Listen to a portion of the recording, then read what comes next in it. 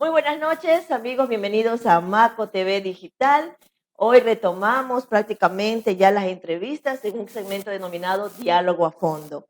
Gracias por estar en nuestra sintonía y también por seguirnos en nuestras redes sociales como Twitter, Facebook, Instagram y ahora último en TikTok. Pues hoy contamos con la presencia ya del economista Luis Pazmiño Álvarez. Él es un experto en finanzas de gobiernos y de mercado internacional, quien nos va a orientar un poco y a decir cómo está nuestro panorama económico aquí en el Ecuador. Antes de comenzar el diálogo, vamos a conocer un poco de su trayectoria. Él es máster en comunicación y marketing político, becado de la Universidad de Alcalá, Centro de Estudios Superiores de Comunicación y Marketing Político, Madrid, España. Ya en febrero del 2021 ya va a hacer su graduación, qué bueno. Es máster de gestión de finanzas, también es becado de allá de la Universidad de Erasmus, de Rotterdam, Holanda. La beca del CNESI, Grupo de Alto Rendimiento, entre las 10 mejores escuelas de negocios de Europa. Máster en Administración de Empresas del Instituto de Empresas de Madrid, España, concentración en finanzas, beca APICE, Fundación Carolina, entre las 10 mejores escuelas también negocios del mundo, también se encuentra también becado. Es economista empresarial de la Universidad de Especialidades del Espíritu Santo, ingeniero en Ciencias Empresariales, Gestión Empresarial, Bancas y Finanzas de la Universidad de Especialidades Espíritu Santo. Toda esta larga trayectoria de nuestro invitado de hoy, con mucha experiencia en lo que respecta a economía y finanzas. Damos la cordial bienvenida, mucho gusto, economista, de tenerlo aquí en los estudios de Maco TV Digital. Gracias, Mariela, por el espacio, la oportunidad de poder tener un contacto con la ciudadanía y explicar estos temas que son de mucha importancia para ellos, ¿no? Y la duda que surge de este tema. Bueno, economista, se dice que un país goza de una buena situación económica cuando tiene la capacidad de producir y mantener beneficios a un determinado plazo. El Ecuador, desde el mes de marzo, ya 11 meses casi, con una situación económica sumamente difícil producto de la pandemia. ¿Cómo se lograría una estabilidad económica cuando no hay empleo, no hay activación económica, restaurantes cerrados o hasta cierto tiempo nomás es tenerlos abiertos, los locales comerciales igual? Bueno, ante todo sí quisiera marcar ciertos conceptos para poder tener claro el porqué. Un sistema económico es muy amplio, ¿no? Y uno de los factores que más hace daño a un sistema económico es el miedo y la incertidumbre. Por lo general, cuando ocurre eso, se desatan las crisis. En nuestra situación, primero lo que hay que hacer es plantearse cuál fue el origen de la crisis, ¿no? Fue una crisis por inflación elevada, por pánico financiero, por altos niveles de déficit fiscal al inicio. No fue así. La crisis fue obviamente por algo que no es común, que no ha ocurrido hace muchos años, desde la última pandemia mundial, y que afectó a la demanda. Entonces, en economía tú puedes impulsar la oferta, pero siempre y cuando haya demanda. O sea, impulsar la producción, pero siempre y cuando haya demanda. En este caso no hay demanda. Entonces, cuando ocurre eso, tienes otras medidas. Y ahí tienes que fijarte siempre en las medidas que vas a tomar, cuánto tiempo demoran en dar resultados. Entonces, tú tienes que aplicar y ponerte objetivos reales. Si vas a aplicar una medida que rápido va a afectar, va a hacer efecto, y con hacerla más complementaria con una de media duración y de larga duración.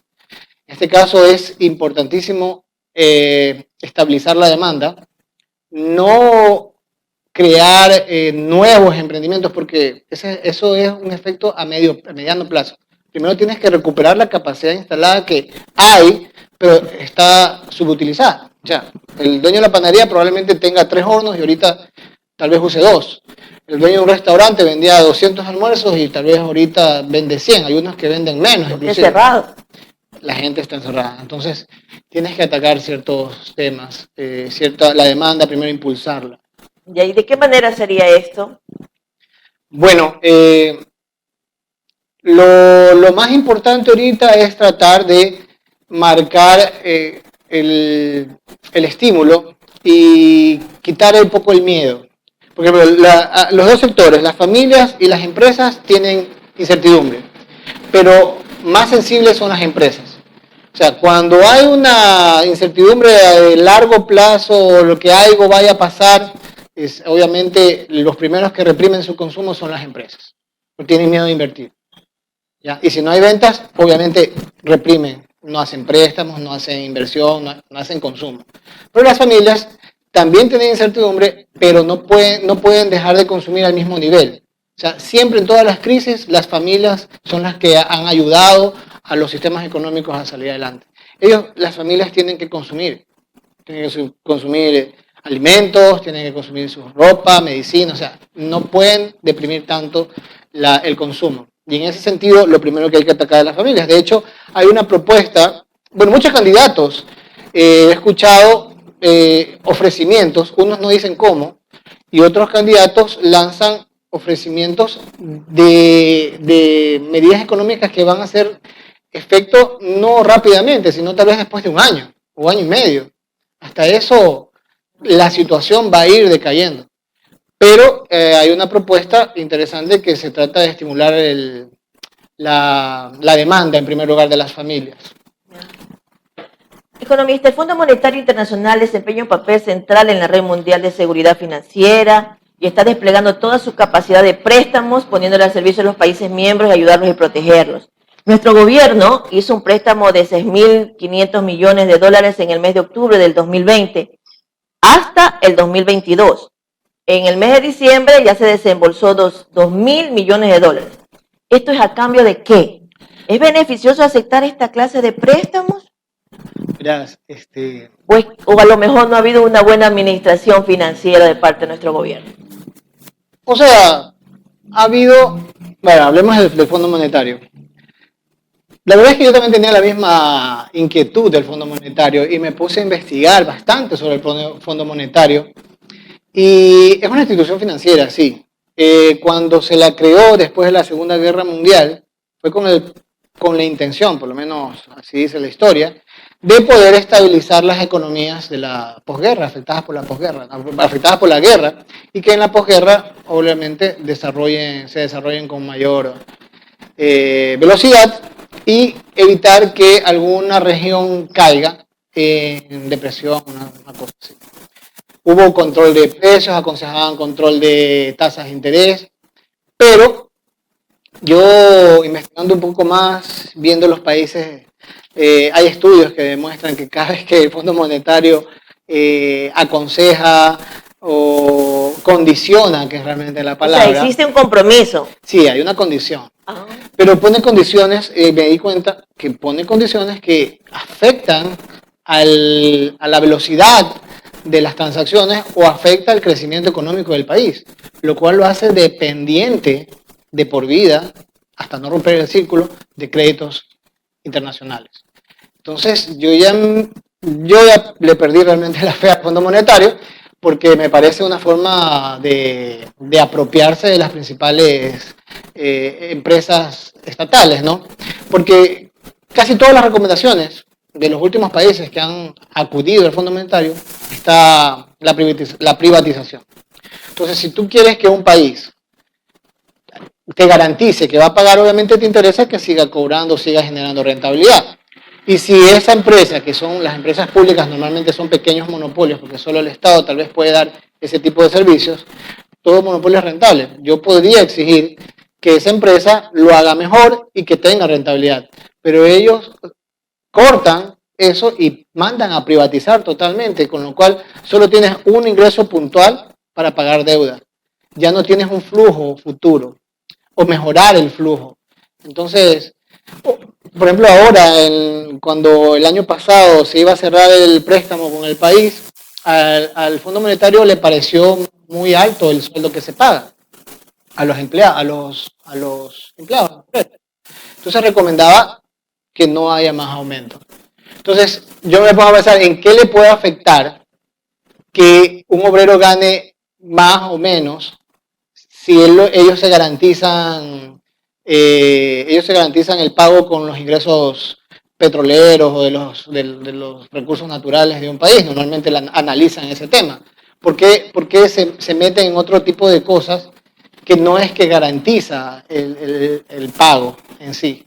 Entonces, ya me doy cuenta que tiene realmente otros fines. El Fondo Monetario es crudo y tienes que investigarlo realmente para darte cuenta. Economista, eso quiere decir que si no se cumple las condiciones que dice el Fondo Monetario Internacional, no desembolsan más dinero. O sea, se tiene que cumplir con esos compromisos. Claro, por eso hay cartas de intención. De hecho, ahora que hubo el primer desembolso, las condiciones del préstamo, hasta donde yo sé, las he buscado, no están, el ministerio no las libera. O sea, no sabemos, está oculto de cuáles fueron las condiciones que se firmaron. Ni la asamblea puede ver. Cosa que me parece que es ilegal, ¿no? Porque ese tipo de condiciones en la Constitución dice que debe ser abierto, democratizado, para que toda la ciudadanía sepa, sobre todo la asamblea. Entonces, no, todo es oculto ahorita. Al analizar el sector agropecuario, se resalta el destacado papel que cumplieron nuestros agricultores en los meses más difíciles de la pandemia a través del permanente abastecimiento de alimentos en toda la población. Económicamente, ¿qué se podría realizar para fortalecer el agroecuatoriano, economista? Bueno, ahí entramos un poco en la productividad, ¿no? Es un tema amplio. La productividad son temas macroeconómicos que los estados deben aplicar para cualquier tipo de industria, entre esos el agro. Por ejemplo, ¿en qué consiste la productividad? Significa en toda medida o toda acción que tú hagas para que hagas lo mismo en menos tiempo. O sea, acelerar el proceso de producción. Y las transacciones en general. Si tú permites que se aceleren lo que tú producías un zapato en una semana y lo puedas hacer en un día, aumenta tu productividad. Y en este caso, en el sector de agricultor, tendría que ser unas buenas carreteras, porque no es lo mismo pagar que se te dañe el camión que transporta $200, eso encarece el producto. Y si tú te pones a ver esa cadena de producción comparada a la de Japón, que no tiene baches en las carreteras, probablemente no tiene que hacer el productor ese tipo de gastos o el transportista. Entonces ya ahí hay una ventaja. El que paga $200 y pierde tiempo porque su carro se dañó, versus el que no tiene esos gastos y en vez de demorarse 4 horas llega en 2. Entonces, todas esas medidas comienzan a la productividad. Facilidad de créditos, infraestructura para disminuir el riesgo del riesgo del negocio. ¿Qué significa eso? Si tú tienes una tierra que está susceptible a inundaciones, el Estado debe coger y tecnificar para que esas tierras no sufran el riesgo de inundación, lo cual hace el negocio, por así decirlo, más rentable, menos riesgoso. Ese tipo de infraestructuras eleva la productividad de una nación en este sector, pero hay una infinidad de ejemplos que hace que ahorres tiempo, porque si tú ahorras tiempo al sector agropecuario que pierda la cosecha que se demoró 3 meses en producir, le ahorras 3 meses de la vida y eso aumenta la productividad. O viene una sequía y el Estado hace sistemas de irrigación primarios, secundarios y terciarios y ya no se ve afectado por la sequía, ese agricultor no tiene el riesgo de perder su producto. Eso eleva la productividad. Todo lo que te haga disminuir riesgo o ahorrar tiempo, eso es elevación de productividad. Un tema que me llamó mucho la atención, economista, fue la denominada billetera móvil, que es una de las propuestas del candidato Arauz, y de la renta básica universal, una propuesta del economista Dávalo, que ya estaba presentado en la Asamblea. ¿Cuál de los dos temas es beneficioso para el país? Bueno, te comento que lo del señor Dávalo no lo tengo al tanto, no conocía. Pero lo de la billetera electrónica acelera, como habíamos comentado, la productividad, acelera la velocidad de las transacciones. Si acelera la velocidad de las transacciones, hace un país más productivo. El tema es que en muchos países ya están desarrollados y la penetración del dinero electrónico es muy alta y lo hace más productivo que en nuestros países. ¿Me explico? O sea, por ese tipo de cosas o de tecnología, los países industrializados tienen mayor nivel de competitividad y de productividad. Entonces, ¿por qué es tan importante la productividad? Porque si tú tienes alta productividad, compensas la productividad y te permite, o permite que el empresario pueda pagar una mano de obra más alta, un costo de mano de obra mayor. O sea, le puedes subir sueldos y salarios. Por eso es importante la productividad. Entonces, esto hace que se aceleren las transacciones. ¿Por qué? Porque supongamos que las transacciones van a la velocidad del dinero en efectivo. Tengo miedo. Tú vas con el dinero y te roban. Ya hubo una transacción que no se dio. Te robaron. Eso decrece en productividad y desacelera la economía de alguna manera. Entonces, porque no te permite llegar a realizar las transacciones. O por último, yo vendo mi vaca, ¿no? Yo estoy en el campo, vendo mi vaca y voy en efectivo a comprar a la ciudad y después de 2 días regreso con los productos y me he demorado 2 días. ¿Ya? Si yo logro que esa transacción de 2 días se haga en 5 segundos, eleveo la velocidad del dinero de una manera astronómica. ¿Por qué astronómica? Porque tal vez son los mismos $100 que yo tenía en la mano, pero al pasar de manos, y esto a su vez pasar de manos, hace que esos $100 infle la economía. Esos mismos $100 no es emisión de dinero. Esos mismos $100, al pasar en varias manos, significa la venta de un proveedor, la venta de otro proveedor, la venta de otro proveedor, y tú sumas las ventas totales, son tal vez $300. Con los mismos $100, no hay emisión. Eso se llama factor multiplicador del dinero, que hay de diferentes tipos, pero hace que se infle la economía entre más velocidad se da a las transacciones. Y el dinero electrónico eso es lo que quiere. Lo que pasa es que ese negocio lo tiene el sistema financiero privado, pero la penetración del sistema financiero privado no es tan alta porque el Estado sí tiene ese poder de coordinación. El Estado tiene esa posibilidad de coordinar la voluntad de todos los miembros de la sociedad. En cambio, el sistema financiero privado no la tiene. Ese es el tema. Por eso es que es tan importante que eso se dé.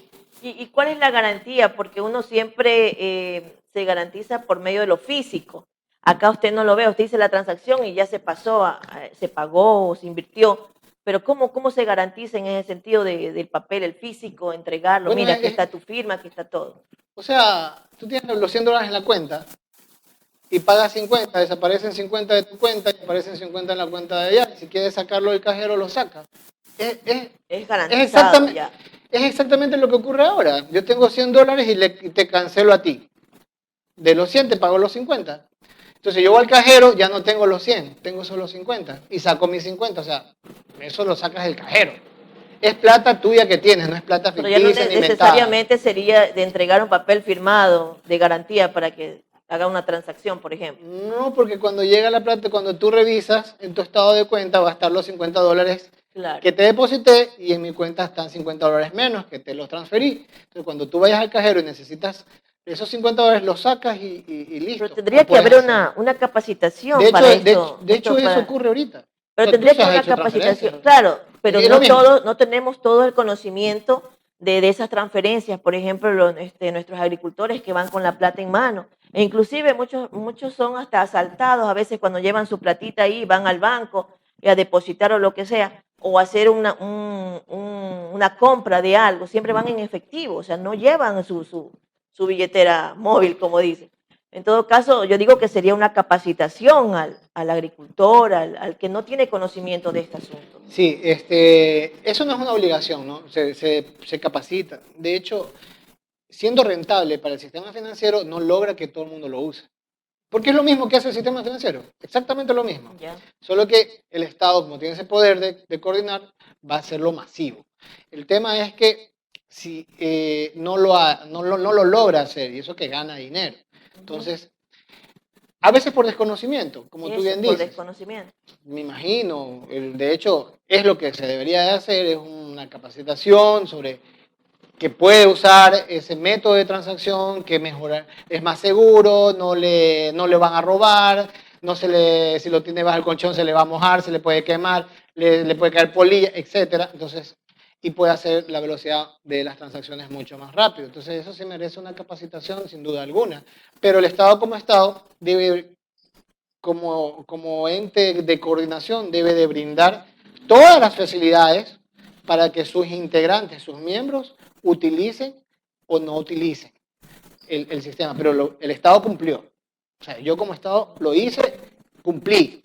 Ya depende si lo usas o no. Claro, a mí me interesa y para toda la sociedad interesa que usen eso. Ya.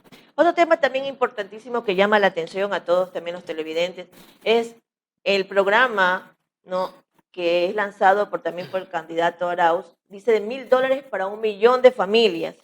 $1.000 para 1 millón de familias.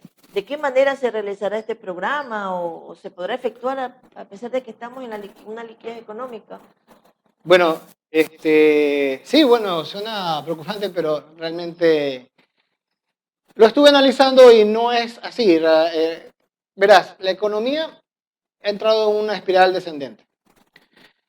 Poco a poco, mientras haya incertidumbre, así hagas lo que hagas, no vas a poder funcionar ninguna medida económica. Mientras haya incertidumbre, jamás cualquier cosa que hagas va a funcionar, porque es un factor psicológico, de hecho. Entonces, de alguna manera tienes que despertar la demanda, porque esta crisis es especial, como lo había mencionado anteriormente.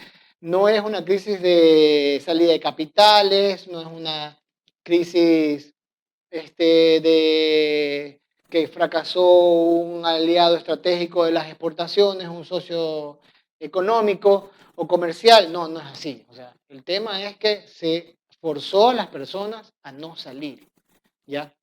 Y en un país tiene más repercusión que en otro. ¿Debido a qué? Porque sus sistemas productivos son diferentes. Por ejemplo, países desarrollados, sus sistemas productivos, sus trabajadores muchas veces no requieren estar presentes. Ya están con máquinas y lo mínimo lo hacen manualmente y las otras cosas lo pueden hacer desde su casa. Mientras más intensivo sea el sistema productivo en mano de obra presencial, más fuerte es el impacto. Entonces, aquí, por ejemplo, somos agricultores. Los sistemas productivos del área agrícola son intensivos en mano de obra. Entonces, nos va a afectar mucho más. Entonces, esas crisis, como forzaron a las personas a no moverse, no dejaron de consumir y dejaron de generar. Entonces, tienes que impulsar la demanda para que esa demanda comience a reactivarse, a reactivar la oferta. Te doy un ejemplo. Yo sé que en este barrio 5 o 10 personas han recibido $1.000, ¿ok? Que el gobierno los recupera de alguna manera. Y yo te voy a explicar por qué. Entonces, ¿qué hace esa persona? Primero, paga las necesidades básicas. O sea, entre más necesidad tenga, más va a hacerle uso a ese dinero. La idea es que haga uso del dinero. Y de hecho, la FAO y la ONU, en junio del año pasado, ya emitieron un informe diciendo que es necesario un bono porque vamos a llegar a una crisis de alimentos. Así empieza. La crisis de cualquier origen, en este caso la crisis por la pandemia, dio lugar a una crisis sanitaria. La crisis sanitaria dio lugar a una crisis económica. Si esto se mantiene, la crisis económica da lugar a una crisis de alimentos, alimentaria. O sea, va a haber hambre, ¿ya? Entonces, ellos ya prevén, ¿ya? Y manifiestan que debe haber una ayuda de bonos, subvenciones, para los sectores más vulnerables. ¿Por qué los más vulnerables? Porque si ese bono llega a una persona que tiene sus ingresos, ha tenido sus ahorros, tiene sus posibilidades, probablemente diga esos $1.000 me los ahorro. No tiene necesidades. Y la idea es que esos $1.000 entren en el sistema económico, que den vuelta. ¿Por qué es importante? Porque mientras entra en el sistema económico hay el factor multiplicador del dinero. Entonces tú lo metes a las familias más pobres, que de hecho Estados Unidos lo está haciendo. Le está dando bonos hasta de 6 meses de desempleo a los que perdieron el empleo. Está devolviendo impuestos. Lo que pasa es que la estructura del empleo y el desempleo allá es diferente que la de acá. Allá hay una gran cobertura de seguridad social. Allá están los inmigrantes, si quieren, se registran y pueden pagar, aportar al seguro social. Acá no todos estamos ingresados en el seguro social, bastante subempleo. Entonces, lo que tenemos que hacer es como una pirámide. Muchos tienen poco Y eso ocurre en muchos de estos países latinoamericanos y pocos tienen mucho. Entonces, entre más abajo inyectes el flujo de efectivo y entre más rápido cubran sus necesidades, más rápido va a haber un factor multiplicador. Porque esa persona que recibe pagará, tal vez tenga una deuda en la tienda. Lo primero que hace es pagarle al señor de la tienda. Lo segundo, tal vez tenga una deuda con el señor que le arrienda el inmueble, le paga al señor inmueble. Ese señor del inmueble tal vez tenga un carro, entonces, y lo tiene dañado y no ha podido arreglarlo. Va donde el mecánico de la esquina y arregla su carro. Y el señor mecánico de la esquina ya comienza a generar el precio. O qué sé yo, Un círculo ahí. para arreglar ese carro necesité rectificar el eje del cigüeñal, se me ocurre. Entonces yo voy al señor de la rectificadora, que es un nivel mayor de inversión, es más formal, tiene una rectificadora grande y el señor tiene el aire acondicionado en su casa dañado, entonces ya contrata a un especialista del aire acondicionado. Pero ya comienza la economía a dar vuelta. ¿Y qué es lo que pasa? Cuando ya las personas comienzan a generar ventas, generas empleo. Primero recuperas la capacidad instalada ociosa. Porque estos temas es para despertar a la economía. Es como cuando un paciente se está muriendo, le tienes que aplicar tal vez adrenalina, electroshock, y ahí despiertas. Entonces comienza a perder el miedo y la incertidumbre. La gente, yo mismo, o sea, ¿no has visto esas ofertas que hacen cuando las empresas saben que van a pagar el 13º, las utilidades, Sí. y te dice, inviertes en el carro, en la primera letra de su carro, o compra celulares, la gente va a decir, oye, yo te doy promociones, cómprame zapatos, cómprame ropa. El viernes negro. Exacto, va a haber, o sea, eso va a dinamizar la economía y vas a ir subiendo y se va a multiplicar. Los 1.000 millones tal vez que se ingresen abajo terminen siendo 3, 4, 5 veces más arriba. Me imagino que ya han de haber hecho sus simulaciones macroeconométricas, ¿no? Y cuando llegan los sectores más formales de la economía, contribuyentes especiales como hipermarket, esas empresas grandes, ahí el resultado es que el Estado comienza a cobrar un IVA que antes no existía porque no había transacciones, pero ahora ya se generó y comienza a cobrar el IVA de lo que consumió el pan, de lo que arregló el televisor, de lo que arregló el televisor, de lo que arregló el carro, de lo que arregló el aire acondicionado, cuando se trata con contribuyentes especiales. Y ahí comienza a recuperar. Y eso va a crecer, porque es el factor multiplicador del dinero, como les decía. Es mucho más lo que se inyecta abajo, lo que se va a generar en la economía. Y es permanente, o sea, es temporal, es un solo golpe. Y entre más rápido sea, mejor. Y entre menos tiempo se demore, mejor. Porque entre más tiempo se demore la gente en reactivarse,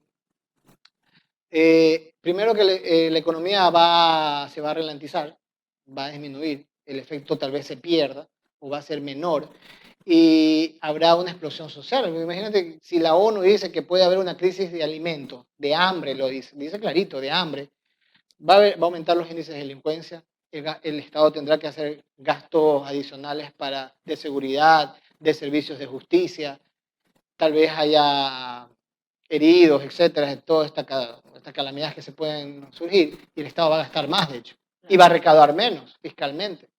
Y con lo del petróleo, eso ya es otro tema, ¿no? Economista, pero ¿por qué regalar el dinero público, que es de todos, a personas más vulnerables? ¿Por qué razón? Interesante la pregunta. De hecho, algunos exalumnos míos a veces me escriben y me preguntan lo mismo. Entonces, para eso hay que tener varios conceptos claros, clarísimos. Porque una cosa es dinero privado, otra cosa es dinero público. Si el dinero, obviamente, parte del Estado te representa y parte de lo que está ahí es tuyo, ¿ya? Pero si fuera privado, o sea, netamente o solo tuyo, estuviera en tu bolsillo. No está en tu bolsillo, está en el dinero del Estado y el Estado representa a todo el mundo. ¿Y qué es lo que hace el Estado? Tiene dos funciones de las tantas que tiene, son las que son necesarias ahorita refrescarlas. Primero, el poder de coordinación entre agentes económicos, coordina. Y segundo, es que tiene que regular las relaciones de poder entre sus agentes. Por ejemplo, yo tengo una empresa en Estados Unidos produce por el dumping debajo del precio de producción y me afecta a mis agricultores acá que producen bananas, que no pueden porque están produciendo por debajo del precio de producción, por subsidios, entonces, etcétera, etcétera, etcétera. Y yo cojo, lo que hago es proteger a mi empresa, mi sector empresario, ¿verdad? Estoy tratando de regular las relaciones de poder. O puede ser que esta empresa no le esté pagando o no esté liquidando bien las utilidades y no le esté pagando a sus obreros. Yo tengo como Estado intervenir y regular esas relaciones de poder y proteger al sector petrolero, al sector obrero. ¿Ya? En este sentido, volviendo al dinero público, si vamos a pensar de que ese dinero es privado o tomar una decisión como que si fuera privado, entonces yo te diría, sabes que aquí es tu casa, tú nunca debiste haber recibido la calle asfaltada al pie de tu casa. Porque si nos ponemos a analizar realmente de todos los beneficios de las obras que hemos recibido, si realmente las hemos pagado, es difícil de que tú hayas pagado ni siquiera los 5 metros cuadrados de concreto que están al pie de tu casa, de la calle que está al pie de tu casa. ¿Me explico? Y tu vecino de atrás va a reclamar, va a decir, oye, pero si esa es mi plata, ¿por qué no me haces la calle acá? ¿Y por qué se la haces a él? Entonces ahí viene el concepto de dinero público. Porque tiene que hacer obras que usen todos los ciudadanos. Y dependiendo de los diferentes niveles de gobierno, habrá obras más específicas, pero siempre en beneficio de todos los ciudadanos. Porque es dinero público, no es solamente tuyo o de él.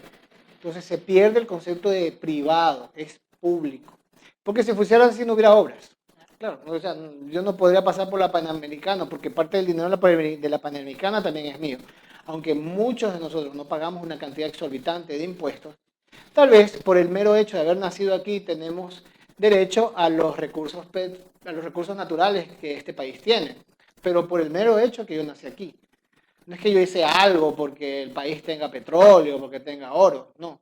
Fui bendecido por nacer en esta tierra y tengo derecho al bienestar que generan esos ingresos. Pero el Estado tiene que tomar decisiones o usar esos recursos para el beneficio de todos. En este caso, y regular las relaciones de poder. Entonces, en este caso, el sector más vulnerable, necesita ser protegido, por un lado.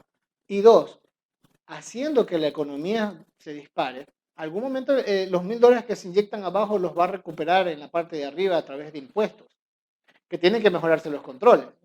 No regalar impuestos de 4.500 millones como hubo la última amnistía tributaria, que no sé qué, ellos dijeron que iba a haber un efecto diferente, pero realmente fue un engaño. El tema es que ese dinero se recupera de alguna manera, ¿ya? Y el Estado está protegiendo al sector más vulnerable. Al moverse toda la economía, ¿no crees que todos somos beneficiarios? O sea, todos nos vamos a beneficiar, no solamente uno. Economista, pasando a otro tema. Según el candidato Lazo, para garantizar la liquidez de la economía y el financiamiento comercial y productivo, proponen la creación de un sistema de integración financiera internacional, atrayendo el ahorro externo y permitiendo la libre competencia en el mercado de servicios bancarios, logrando que los ecuatorianos accedan a servicios financieros y préstamos con mejores tasas de interés y mayores plazos. ¿Será posible esta acción para una reactivación económica y beneficios para los ecuatorianos? En teoría, eso igual es lo que se podría hacer, pero no necesariamente va a ocurrir. ¿Por qué? Como ya te dije, hay incertidumbre y miedo. Las tasas de interés están elevadas. Si hay incertidumbre y miedo, va a haber una parte, la población no va a prestar. Si no le elimina el factor de incertidumbre y miedo, no, no va a haber dinamización de la economía. Cuando prestas, inyectas dinero a la economía. Entonces, cuando inyectas dinero a la economía, es que tiene que estar el dinero en la economía para que el precio del dinero, es como cualquier bien, el precio del dinero baje. ¿Ya? Cuando haces que venga un banco, el banco, ¿qué es lo que va a hacer? Ok, yo voy a prestar dinero, hay un determinado segmento de la demanda que es bien sensible a las tasas de interés, que significa que mientras baja la tasa de interés, yo voy a prestar, ¿ya? Si no baja, no presto. Entonces ellos, y hace que la cantidad de préstamos sea mayor que el porcentaje de disminución de la tasa de interés. Eso es elasticidad alta, es elástica la demanda. Hay una porción de la demanda que es elástica, que es sensible. Entonces inyectas hasta que llega a una parte de la demanda en la cual así me prestes, así me bajes la tasa, yo no voy a prestar porque tengo incertidumbre. Entonces, ¿qué hacen ellos? Retiran dinero del mercado porque ellos van a tener que bajar más la tasa de la cantidad de préstamos que van a colocar. Entonces, comienzan a perder dinero. Entonces, uno comienza a restringir. Entonces, entre más alta es la incertidumbre, más los bancos restringen. Yo te digo porque se maneja así un banco, ¿ya? Más restringo la oferta monetaria. Manteniendo, el banco siempre va a tratar de pujar de que la tasa esté alta porque eso significa que va a ganar más. O sea, siempre va. Y es natural porque son negocios privados y es legal que traten de maximizar su rentabilidad. Pero eso afecta en general a la economía. Por eso es que los estados deben de regular de alguna manera, naturalmente, con fuerzas del mercado mismo, la tasa de interés que baje. Porque si tú esperas que el sistema financiero lo haga, y así vengan más bancos, van a actuar igual como actúan los bancos de aquí. Va a ser igual. Vienen más bancos, van a colocar lo que pueden y no van a bajar más de lo que se debe, sino lo indispensable que les permita generar dinero. Si comienzan a perder dinero bajando más la tasa de interés, no lo van a hacer. Entonces se van a seguir manteniendo altas. No es que haya un impacto real en la economía. Por eso es que el Estado debe de, como agente también de económico, inyectar dinero a la economía para que haya más transacciones, etc. O sea, no creo que sea tan real lo que propone el señor Lazo realmente. O sea, las personas que conocen de finanzas y que se han educado para administrar sistemas financieros, bancos, saben, eso es lo que yo si estuviera en el banco, como profesional, especialista y en el banco, yo haría eso. Eso me aconseja la técnica, eso me aconseja los libretos, yo tengo que restringir para elevar lo máximo las tasas de interés y ganar más. Es lo que, cómo se actúa. Muy bien, interesante, interesante esta charla, este diálogo a fondo con el economista Luis Pazmiño Álvarez, economista, su mensaje a la ciudadanía, que lo está viendo en este momento de Marco TV Digital. Bueno, yo te agradezco la oportunidad, Mariela, de poder de alguna manera despejar dudas que tiene la ciudadanía. Para mí es importante que sepan la parte técnica para saber cuándo un candidato es demagogo o cuándo está hablando cosas que se pueden realizar. Esto realmente no es cuestión de ideología, esto es cuestión de técnica. Sea de derecha o sea de izquierda, tiene que hacer las cosas de acuerdo a la técnica. Y el único candidato, solo hay un candidato que he visto que tiene la técnica para explicar qué es lo que va a hacer y cómo lo va a hacer. Y analizando el tema es perfectamente posible. Muchas gracias una vez más por tu tiempo.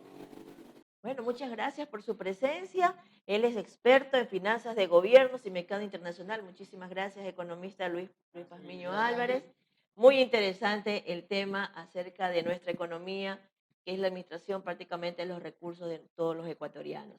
Gracias, amigos de Maco TV Digital. Estaremos en otras entrevistas más a partir del día lunes.